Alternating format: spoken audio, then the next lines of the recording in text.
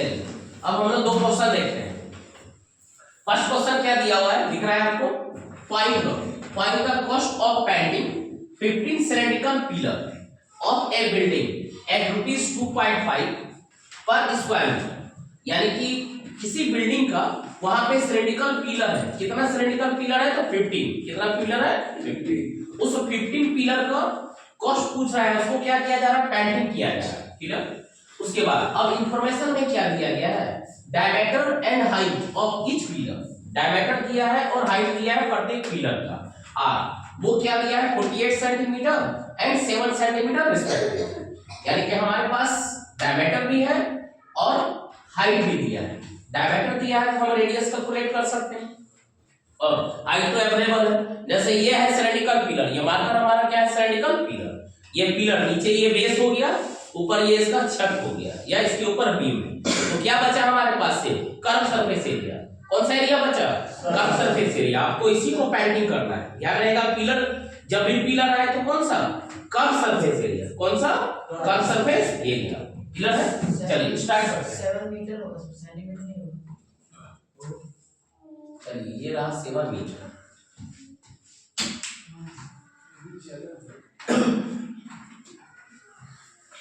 ये डाटा सही है 48 सेंटीमीटर।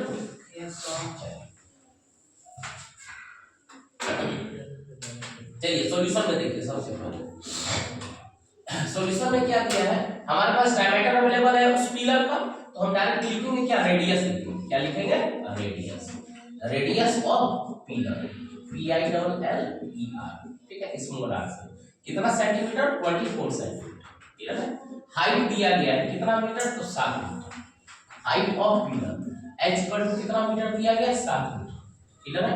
हमारा रेट किस में दिया गया है, मीटर, स्क्वायर मीटर में दिया गया है। किस में दिया गया, स्क्वायर मीटर।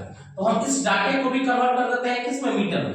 तो ये हम लिख सकते हैं 0.24 मीटर, ज्यादा क्लियर। अब हमारा दोनों डाटा किस में दिया गया है, मीटर में, क्लियर।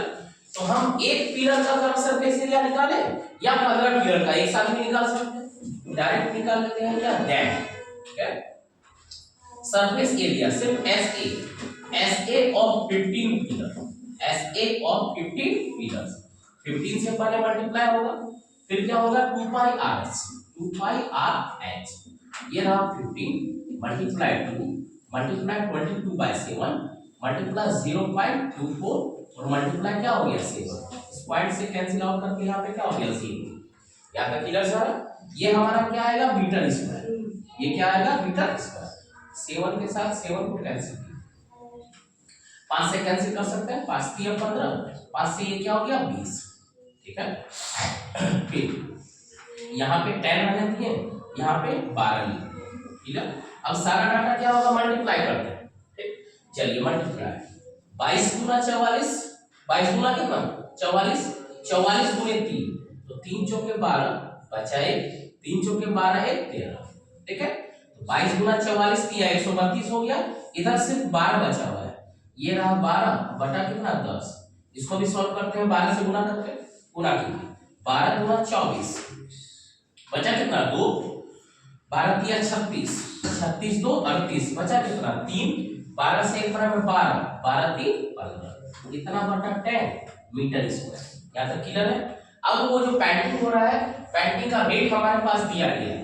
अब यहाँ पे लिखते हैं क्या, now rate of painting, rate of painting, किसका पेंटिंग, उस पिलर का पेंटिंग, उस पिलर का पेंटिंग किया जा रहा है ₹2.50 पर मीटर स्क्वायर। कितना, ₹2.50 पर मीटर स्क्वायर।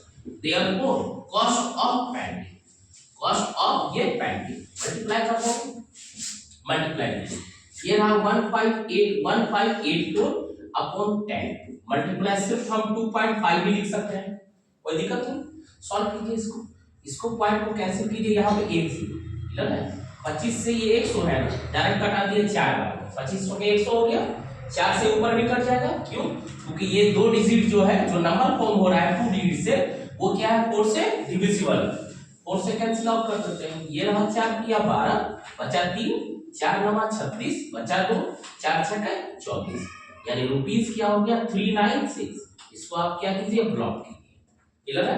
अब हमारा यानी कि क्या पूछा था, कॉस्ट ऑफ पेंटिंग, और लास्ट में क्या लिखना है, hence cost of painting, hence cost of painting is rupees कितना है 396। क्लियर है ये क्वेश्चन, ठीक है।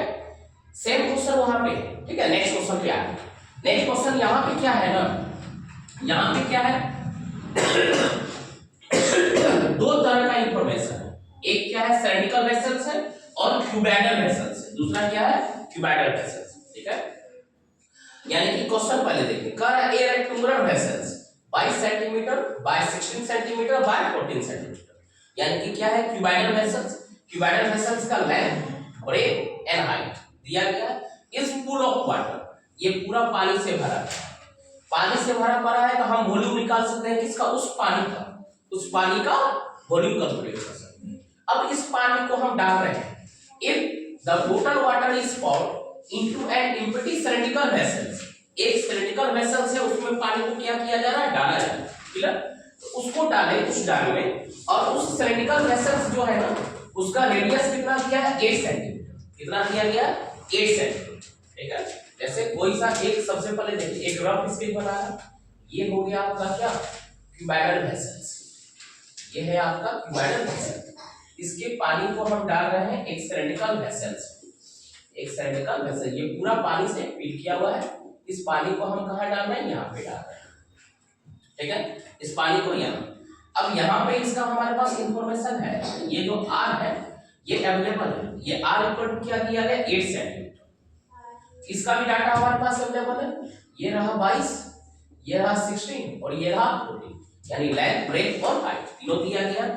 इसमें कितना पानी है ये हमको पता है, इसी पानी को अब हम सिलिंड्रिकल वेसल्स, ये क्यूबॉइडल वेसल्स था और ये सिलिंड्रिकल वेसल्स है, क्यूबॉइडल वेसल्स से किसमें डाल रहे हैं हम, सिलिंड्रिकल वेसल्स में डाल रहे हैं, किसमें डाल रहे हैं, सिलिंड्रिकल वेसल्स में डाल रहे हैं। तो पानी का जो क्वांटिटी होगा, पानी का जो वॉल्यूम होगा वो क्या होगा, सेम, पानी का वॉल्यूम क्या होगा सेम। हम सिर्फ इसके पानी के वॉल्यूम और इसके पानी के वॉल्यूम से क्या कर देंगे, इक्वेट कर देंगे। हमारा क्वेश्चन क्या पूछा है, find the height of the water, मान के चलिए पानी यहां तक फिल हुआ, पानी यहां तक फिल हुआ, ठीक है। तो हमको क्या है इसी का ये हाइट कैलकुलेट करना है, तो ये हम हाइट पहले क्या कर लेंगे h मान लेंगे, इस पानी का वॉल्यूम और उस पानी का वॉल्यूम दोनों को क्या कर देंगे, इक्वेट कर देंगे। क्लियर है क्वेश्चन, ठीक है। यानी एक क्यूबॉइडल वेसल्स है, उस क्यूबॉइडल वेसल्स में पानी भरा पड़ा है, उस पानी को हम सिलिंड्रिकल वेसल्स में डाल रहे हैं, तो इसका वॉल्यूम पानी का और इसमें पानी का वॉल्यूम दोनों क्या होगा, बराबर होगा। अब इक्वेट करते हैं, सबसे पहले जो डाटा लिखा हुआ है वो लिखते हैं। तो हमारे पास डायमेंशन दिया उस वेसल्स का, तो सबसे पहले इंफॉर्मेशन लिखते हैं क्या, dimension of vessel, dimension of vessel, dimension of vessel 22 centimetre by 16 centimetre by 14 centimetre, ठीक है। यानी ये हमारा क्या होता है, length breadth and height, then, ठीक है, इसी पानी से भरा हुआ है। Then volume of water, then volume of water, volume of water हो गया 22 गुने 16 गुना 14, इतना क्यूबिक सेंटीमीटर लिख दिए, उसको मल्टीप्लाई नहीं करना है, ठीक है, क्योंकि उसको इक्वेट करेंगे, इक्वेट करने के बाद वो क्या होगा, कैंसिल। अब हमसे क्वेश्चन पूछा है find the height of the water in cylindrical vessels, वहां मान लेते हैं। अब यहाँ पे ना हो, अब उस सिलिंड्रिकल का डायमेंशन लेते हैं, तो radius of cylindrical vessels, radius of cylindrical vessels are equal to कितना सेंटीमीटर दिया गया, 8 सेंटीमीटर मान लेते हैं। Let height of water in cylindrical vessels, let height of water in cylindrical vessels, cylindrical vessels b कितना सेंटीमीटर, h सेंटीमीटर, कितना centimetre, h centimetre. तो therefore equate कर सकते हैं, cylindrical vessels का वॉल्यूम क्या होता है पाई r स्क्वायर h, और ये होगा किसके बराबर, 22 गुने 16 गुना 14 के बराबर, इंप्लाइज है।